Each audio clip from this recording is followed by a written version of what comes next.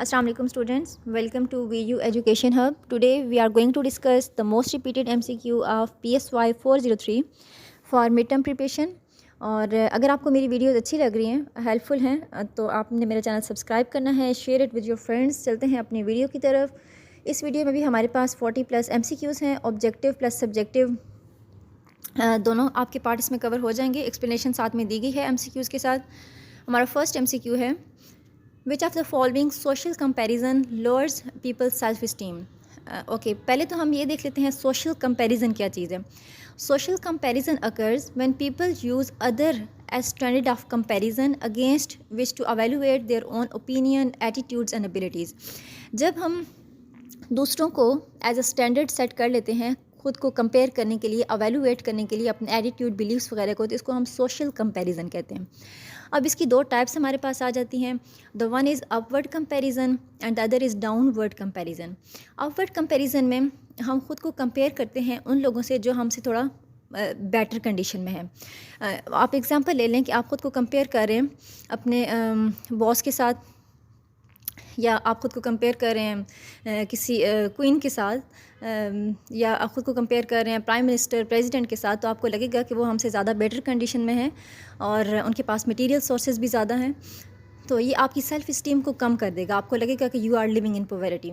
On the other hand, अगर आप ख़ुद को कंपेयर करते हैं अपने से उन लोगों के साथ जो कि who are worse condition than you, for example आप थोड़ा गरीब लोगों के साथ खुद को कंपेयर करें, जो गरीब इन दिस सेंस कि they don't have education, they don't have material sources, तो फिर ये आपकी सेल्फ इस्टीम को बूस्ट अप करेगा। You will come to know कि आप तो बहुत ज़्यादा लोगों से बेटर कंडीशन में हैं। तो सेल्फ इस्टीम को जो लोअर कर रहा है वो अपवर्ड कंपेरिजन कर रहा है, और जो सेल्फ इस्टीम को बूस्ट अप कर रहा है ये हमारा डाउनवर्ड कंपेरिजन कर रहा है। नेक्स्ट हमारे पास है question number 2, neuroticism is a trait of chronic. Neuroticism की अगर हम बात करें तो this is a trait of chronic unhappiness. The goal of scientific method is, जब हम साइंटिफिक मेथड यूज़ कर रहे होते हैं तो इसके हमारे डिफरेंट गोल्स होते हैं। The one goal is description, हमने चीज़ों को डिस्क्राइब करना है। The second goal is prediction, हमारा पर्पस होता है कि हम चीज़ों को डिस्क्राइब कर सकें और प्रिडिक्ट कर सकें, पहले से उनके बारे में बता सकें। फॉर एग्ज़ाम्पल वेदर फोरकास्टिंग इसी में आता है हमारे पास।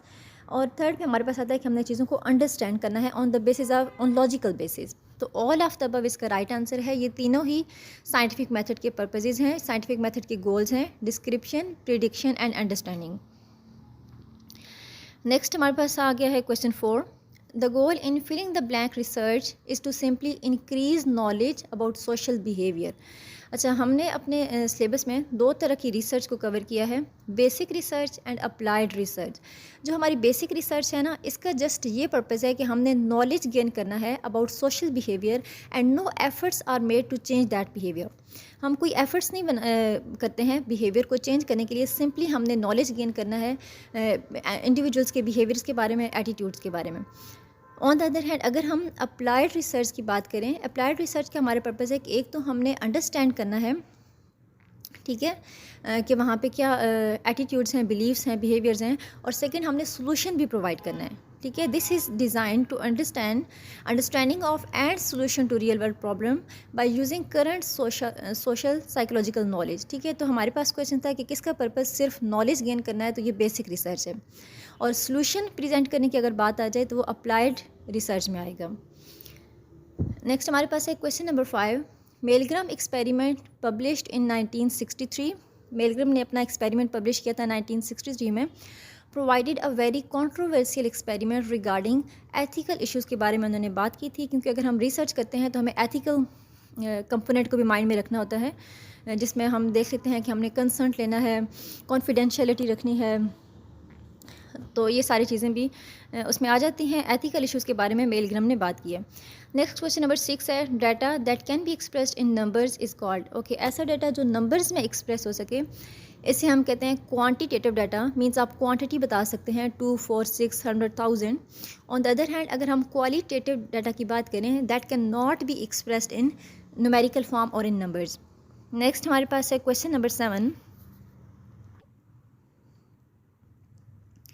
The set of belief we hold about who we are is known as. ठीक है, हमारा ये कॉन्सेप्ट कि हम कौन हैं, इसको हम कहते हैं सेल्फ कॉन्सेप्ट। आगे किसी स्लाइड पे इसकी प्रॉपर डेफिनेशन भी आ जाएगी। नेक्स्ट हमारे पास है question number 8। Filling the blank consist of a set of procedures use to gather, analyse and interpret information in a way that reduce error and leads to dependable generalisation. ये हमें दी गई है scientific method की definition, जो कि ऐसा procedure है जिसमें हम इंफॉर्मेशन को गैदर करते हैं, एनालाइज करते हैं, इंटरप्रेट करते हैं और इस तरीके से इंटरप्रेट करते हैं कि एरर कम से कम हो और हम एक डिपेंडेबल जनरलाइजेशन की तरफ जा सकें। नेक्स्ट हमारे पास है question number 9। We are aware of our self while looking at mirror, this is an example of. अच्छा, जब हम मिरर की तरफ देख रहे हैं हमें अपने सेल्फ के बारे में पता है, this is known as private self awareness. हम प्राइवेट सेल्फ अवेयरनेस और पब्लिक सेल्फ अवेयरनेस में डिफरेंस देख लेते हैं। Private self awareness it is a temporary state of being aware of private hidden self aspect, ठीक है, जिसमें हमें अपने प्राइवेट हिडन सेल्फ एस्पेक्ट के बारे में पता हो या हम जान लें, उसे हम प्राइवेट सेल्फ अवेयरनेस कहते हैं। For example, we are aware of our private self while looking our self in mirror और become aware of our stomach cramps, ठीक है, इसको हम प्राइवेट सेल्फ अवेयरनेस कहेंगे।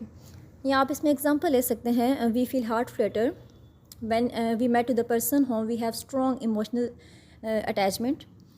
और अगर हम पब्लिक सेल्फ अवेयरनेस की बात करें, it is being aware of public self respect. For example, जब हम कहीं बैठे हुए हैं, यूनिवर्सिटीज़ में बैठे हुए हैं या कॉलेज में बैठे हुए हैं और हमें कोई ऑब्ज़र्व कर रहा है तो हमने किस तरह से बिहेव करना है, वो हमारा पब्लिक सेल्फ अवेयरनेस आएगी। हमारा फ़ोटोग्राफ लिया जा रहा है, ये भी हमारा पब्लिक सेल्फ अवेयरनेस के अंदर आएगा, क्योंकि जब हम पब्लिकली अपने सेल्फ से अवेयर हो ना कि लोग हमें देख रहे हैं, तो हम ज़्यादा नॉर्म्स को, वैल्यूज़ को, सोशल नॉर्म्स वगैरह को फॉलो कर रहे होते हैं, ठीक है। नेक्स्ट हमारे पास है question number 10। Self regulation is the most important function of self which is associated with. अच्छा, हम देख लेते हैं सेल्फ रेगुलेशन क्या चीज़ है। सेल्फ रेगुलेशन मीन्स सेल्फ को रेगुलेट करना, is the most important function of the self, और ये आई पार्ट के साथ कंसर्न है। It refers the way in which people control and direct direction. Self regulation में हम सीख लेते हैं कि हमने किस तरह से ख़ुद को कंट्रोल करना है और किस तरह से अपने एक्शंस को डायरेक्शन एक देनी है। They learn how to delay gratification in childhood. Self regulation में हमें ये पता चलता है कि जो हमारे इमीडिएट हमें फ़ायदा मिल रहा है उसको हमने किस तरह से डिले करना है for the sake of getting long term goals. For example, अगर आपके पास दो ऑप्शंस हैं कि आपने मूवी देखने के लिए जाना है या आपने एग्ज़ाम की प्रिपरेशन करनी है, तो अगर आप मूवी देखने को, जो कि एक आपका इमीडिएट सेटिस्फेक्शन मिलनी है या इमीडिएट आपको हैप्पीनेस मिलेगी, उसको अगर आप डिले कर देते हैं for the sake of getting good grade marks in examination, तो इसे हम कहेंगे कि आप सेल्फ रेगुलेशन की एग्जांपल में आएगा। You have learn to regulate your self. उसके बाद हमारे पास है question number 11। Ali identifies himself as student, this is an example of. अब अली इस स्नैरियो में हमें ये पता चल रहा है कि अली अपने आप को एज अ सोशल रोल के तौर पे डिस्क्राइब कर रहा है। He is saying I am a student. तो ये हमारे पास किसकी एग्जांपल है? सोशल सेल्फ डिस्क्रिप्शन की एग्जांपल है। हम इन चारों पॉइंट्स को देख लेते हैं। सेल्फ डिस्क्रिप्शन में हम आइडेंटिफाई करते हैं ख़ुद को in term of physical quality, for example male और फीमेल। सोशल सेल्फ डिस्क्रिप्शन में we identifies our self in term of social role, for example I am a student, I am a teacher. Attributed self-description identifies oneself in terms of physiological or psychological state. For example, I am intelligent, I am handsome. ये attributed self-description में आएगी। Global self-description में हम globally describe कर रहे हैं चीज़ों को। For example, I am alive, ये एक universal phenomena में आ जाता है, या I am a human being। और next हमारे पास है question number 12। Kurt Lewin served as the president of SPSSI। Kurt Lewin ने सर्व किया है as a president of SPSSI। SPSSI stand for society for the psychological study of social issues. और ये हमारे पास इसका राइट आंसर है 1941। Next we have question 13। In North America people with firm handshake are considered as.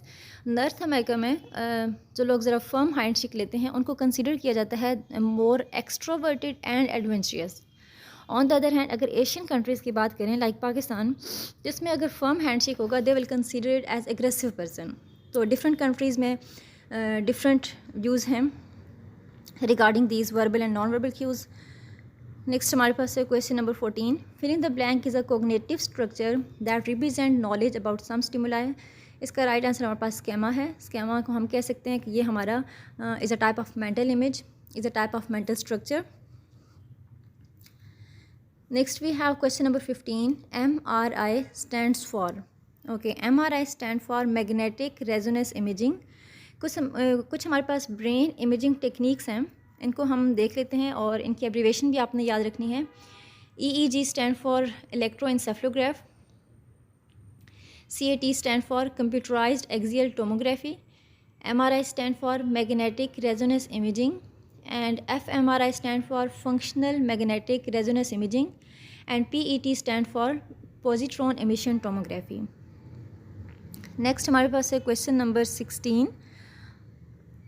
Sorry, question number 16 है।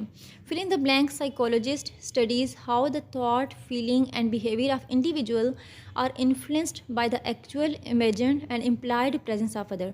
जो हमारे social psychologist हैं ना, ये इस चीज़ को स्टडी करते हैं कि किस तरह से thought, feelings and behaviour individual के इन्फ्लुएंस होते हैं दूसरे लोगों की एक्चुअल प्रेजेंस से या इम्प्लाइड प्रेजेंस से। नेक्स्ट है क्वेश्चन 17। हु डिज़ाइंड और created the shock generator? William McDougall, Stanley Milgram. Stanley Milgram इसका राइट आंसर है। इन्होंने शॉक जनरेटर को क्रिएट किया है। नेक्स्ट है question 18। When the first information received it carries more weight in one's overall impression than later information, it is called primacy effect, recency effect, halo effect, none of above. Okay, अगर हम primacy effect की बात करें तो it is like हम कहते हैं ना, first impression is the last. ये वो चीज़ है इसमें प्राइमेसी इफेक्ट, कि जो सबसे पहले आपको इन्फॉर्मेशन मिलती है वो ज़्यादा वेट रखती है in perceiving the other person या असेसिंग द अदर पर्सन। अगर रीजेंसी इफेक्ट की बात करें, that is totally opposite to the primacy effect. Recency effect में क्या होता है, the last bit of information carries more weight than earlier information. और हेलो इफेक्ट में क्या होता है, it is the phenomena in which a liked person is assume to have many other good characteristics. जो बंदा आपको अच्छा लगता है, पर्सन आपको अच्छा लगता है, आपका ये कॉन्सेप्ट बन जाता है कि इसके अंदर सारी ही गुड क्वालिटीज़ हैं। लाइक आपको उसमें कोई भी एरर या कोई भी बैड क्वालिटी नज़र नहीं आती है। नेक्स्ट हमारे पास है question 19। Facial expression and body movement are important filling the blank channel of communication. हमारे facial expression, body movement, gestures, ये नॉन वर्बल चैनल्स में आते हैं, non verbal channels of communication. Next we have question number 20। Comparing yourself who is a little better than you is called. इसको हमने पहले भी discuss कर लिया। जब हम ख़ुद को किसी ऐसे पर्सन के साथ कंपेयर करते हैं who is better than us, this is known as upward comparison. हम ऊपर की तरफ जा रहे हैं। सिमिलरली अगर हम ख़ुद को कंपेयर करेंगे with a person who is in little worse condition than us, this is known as the downward comparison. Next we have question number 21। People in modern western culture में एम्फेसाइज ऑन। अच्छा, जो modern western culture है ना, वो emphasise करते हैं personal identity पे over social identity. ठीक है, वो सोशल आइडेंटिटी पे ज़्यादा एम्फेसाइज नहीं करते हैं। वो ये कहते हैं कि एक पर्सन की जो अपनी आइडेंटिटी है वो ज़्यादा मैटर करती है। नेक्स्ट हमारे पास है question number 22। Meta analysis reveals that self esteem stability is relatively low during. हमारी जो सेल्फ इस्टीम की स्टेबिलिटी है चाइल्डहुड में सबसे कम होती है। नेक्स्ट है question number 23। Individual with low self esteem are generally more. ऐसे इंडिविजुअल जिनकी सेल्फ इस्टीम कम है वो मोस्टली अनहैप्पी होंगे एंड पैसिमिस्टिक होंगे। Question number 24। Which of the following occurs when we are being watched by people और our photograph is being taken. तो ये हमारे पास आएगा पब्लिक सेल्फ अवेयरनेस में। जब दूसरे लोग हमें देख रहे हैं, ऑब्जर्व करें, तो उस टाइम हमारी पब्लिक सेल्फ अवेयरनेस होगी। और जब हम खुद को मिरर में देखेंगे तो ये हमारी प्राइवेट सेल्फ अवेयरनेस होगी। Question number 25। Which of the following is not a common type of observational method. अच्छा, अगर हम ऑब्जर्वेशनल मेथड की बात करें तो हमारे पास 3 तरह के ऑब्जर्वेशनल मेथड आते हैं। Naturalistic observation, participant observation and archival observation, research archival observation. ये इसमें नहीं आएगा, जो लास्ट वन है अनरियलिस्टिक। अब हम इन तीनों को देख लेते हैं। नेचुरलिस्टिक ऑब्जर्वेशन में क्या होता है, इसका नाम से ही हमें पता चल रहा है। नेचुरलिस्टिक ऑब्जर्वेशन में हम ऑब्जर्व करते हैं चीज़ों को in their natural environment. Is a form of observational method that investigate behaviour in its natural environment. Participant observation भी ऑलमोस्ट इसकी तरह है, लेकिन इसमें डिफरेंस जस्ट ये है कि हम उस ग्रुप का या उस इन्वायरमेंट का पार्टिसिपेंट बनने के बाद मेंबर बनते हुए उनको ऑब्जर्व करते हैं। फॉर एग्जांपल इसमें एक्सप्लेन किया गया है, participant observation record behavior as it occurs in its natural environment but does so as participant of the group being studied। कि आप प्रैक्टिकली जाते हैं, किसी भी ग्रुप ऑफ पीपल को ज्वाइन कर लेते हैं। फॉर एग्ज़ाम्पल आप किसी पठानों की कम्युनिटी में चले गए हैं, तो पहले तो आप उस पठानों की कम्युनिटी का हिस्सा बनेंगे, एज अ पार्टिसिपेंट उनका बनेंगे, और फिर आप देखेंगे कि किस तरह के उनके कल्चरल नॉर्म्स हैं, कैसी उनकी वैल्यूज़ हैं, कैसे बिलीव्स हैं, किस तरह से वो बिहेव करते हैं।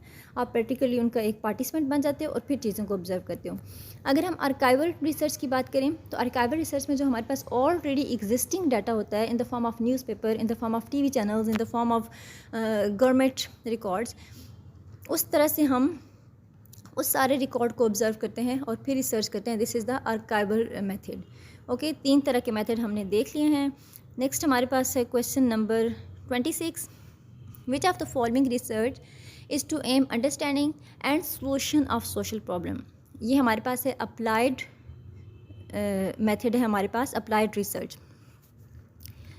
Next question 27, which of the following refers to thought process that occurs when we decide what cause another person's behaviour.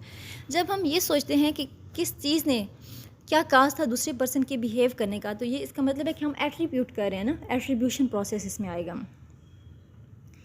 Next we have question number 28, characteristics of empirical research include. जो हमारी empirical research है well planned होनी चाहिए, controlled for error होनी चाहिए, हमने maximum कोशिश करनी है कि उसमें कोई एरर ना हो, इंटरनली एंड एक्सटर्नली कंसिस्टेंट होनी चाहिए। ऑल ऑफ द अबव इसका राइट आंसर है। अगर हमसे पेपर में पूछ लेते हैं write down the characteristics of empirical research, तो यही 3-4 पॉइंट्स हम लिखते हैं कि वेल प्लान्ड होनी चाहिए, controlled for error, internally and externally consistent, and research should be replicable. Next we have question number 29, court records, newspaper and government documents are example of. ये हमारे पास एग्जाम्पल है आर्काइवल इन्फॉर्मेशन की, हमने पहले भी इसको देख लिया है। Next we have question 30, which of the following is not included in type of survey. अगर हम सर्वे की टाइप्स को देखें तो हमारे पास 4 टाइप्स आती हैं। फेस टू फेस सर्वे, एक हमारे पास आता है written survey, phone survey and computer survey. Oral survey नहीं है हमारे पास, इसलिए ऑप्शन बी इसका राइट आंसर है। Next we have question number 31, in which of the following year US government established institutional review board for research involving human participant. तो ये हमारे पास इसका राइट आंसर है 1974, option D. Question 32, which of the following is justified when each and every element has an equal chance of being included. जब हमारे पास equal chance होगा कि कोई भी एलिमेंट सेलेक्ट हो सकता है, किसी भी एलिमेंट को लिया जा सकता है रिसर्च के लिए, तो इसको हम प्रोबेबिलिटी सैंपल कहेंगे। Next we have question number 33, which of the following event led to research in suicidal bombing? We all are aware of this, 9/11, जिसको अमेरिका ज़्यादा हाईलाइट करता है। Question number 34, in which type of questions during survey people are allowed to respond only in yes or no? अगर हम type of question की बात करें किसी भी सर्वे में, तो 2 टाइप्स के क्वेश्चन हमारे पास आते हैं। The one is open ended question and the other is closed ended question. Open ended question में हमारा जो क्वेश्चन जिससे हम कर रहे हैं, he is allowed to response more than yes और नो, उसमें वो येस और नो के अलावा और भी एक्सप्लेनेशन दे सकते हैं। लेकिन अगर क्लोज्ड एंडेड क्वेश्चन की बात करें, रिस्पॉन्स विद येस और नो ओनली और by choosing an alternative among options, कि इसमें या तो उन्हें ऑप्शंस के अंदर से सिलेक्ट करना होता है या जस्ट येस और नो में आंसर करना होता है। ओके, जिसमें जस्ट येस और नो में आंसर करना है वो हमारे पास क्लोज्ड एंडेड क्वेश्चन है। जिसमें येस और नो के अलावा कोई और एडिशनल इन्फॉर्मेशन, एडिशनल डिटेल्स भी वो दे सकते हैं, वो हमारे पास ओपन एंडेड क्वेश्चन आएगा।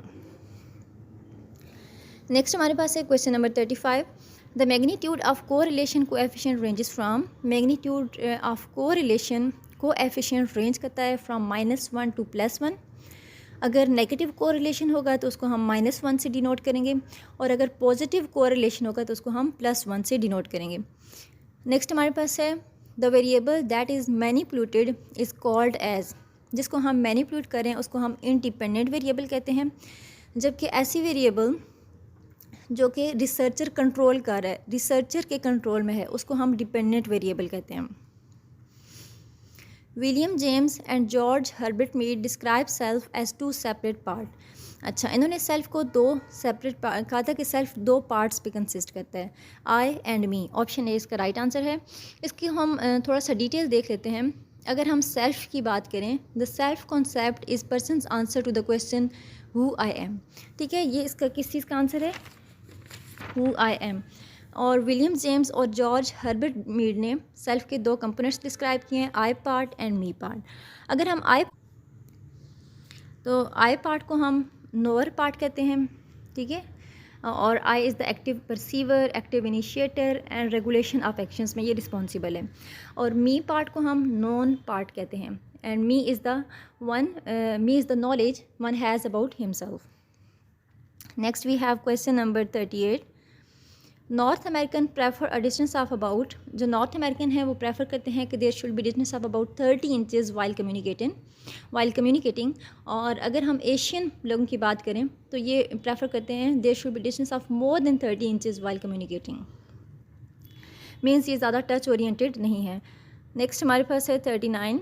According to a research a person speaks 10 lies on average in a dash. Okay, अगर हम बात करें